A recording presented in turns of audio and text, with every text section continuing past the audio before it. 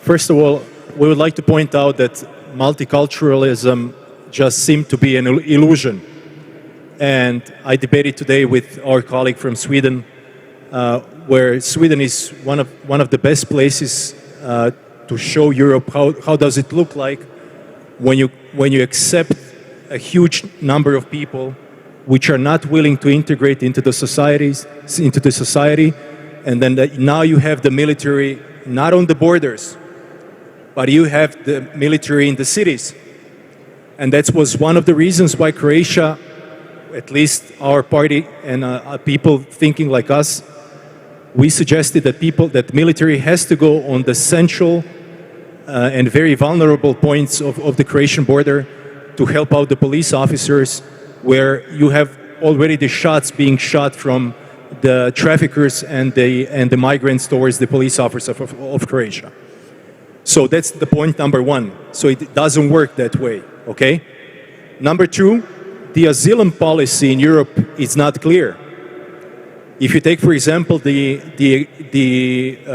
instance, Denmark, their policy is zero tolerance asylum policy, which basically means that every single migrant that entered, for example, in Croatia, because we are one of the first countries on the Balkan route, if they are being, for example, if they catch them, for example, in Denmark, they're going to send them back to Croatia as the first country of registration. With regards to the proposal here, for Croatia, this is a very dangerous position, and I'll tell you why. Number one, we're a very small country, less than 4 million people. If we start accepting huge amounts of people to this small country, the cardiovascular system of Croatia is going to change completely. And that's the risk for our country to exist, what my colleague said, in 10 years' time. That's number one. Number two, the position for Croatia, it's risk for the monetary terms as well, because we are not the richest country in Europe, and we're still surviving on the funds in order to get this convergence, which is necessary to live together in... Do I have still time? Yeah, okay, sorry. I'm just double checking.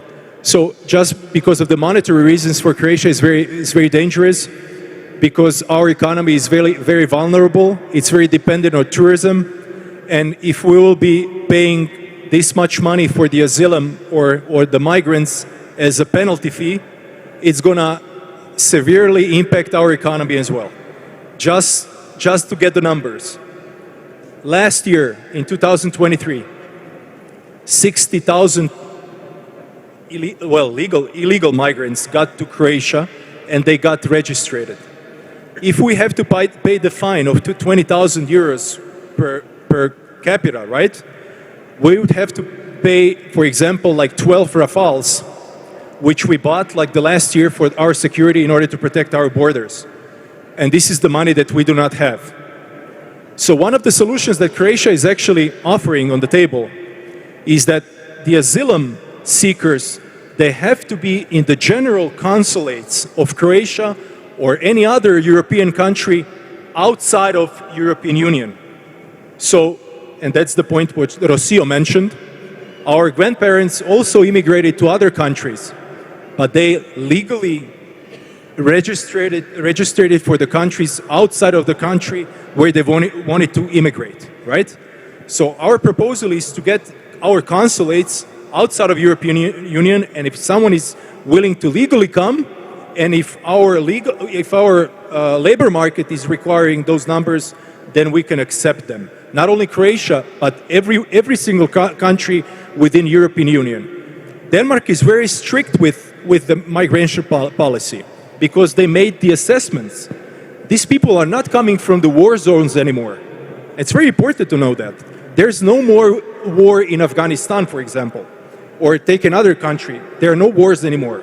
So if there's no war and you're willing to come here on the economical reasons, because of the economical reasons, then you have to go legally into the European Union.